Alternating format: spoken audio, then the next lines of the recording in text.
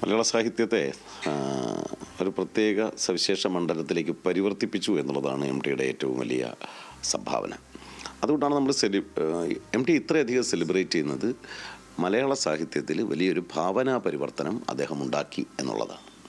ഭാവനാ പരിവർത്തനം എന്ന് പറയുന്നത് പഴയ തലമുറ, തനിക്ക് മുമ്പുള്ള തലമുറ എഴുതി വന്ന വളരെ എസ്റ്റാബ്ലിഷ്ഡ് ആയിട്ടുള്ള ഒരു സാഹിത്യബോധത്തെ തൻ്റെ രചനകളിലൂടെ അപ്പാടെ അട്ടിമറിച്ച് പുതിയൊരു രചനാശൈലി കൊണ്ടുവരുന്നു എന്നുള്ളതാണ്. അങ്ങനൊരു പുതിയ രചനാശൈലി 1950കളുടെ മധ്യം മുതൽ എം ടി എഴുതിയ ചെറുകഥകളും നോവലുകളും കൊണ്ടുവന്നു.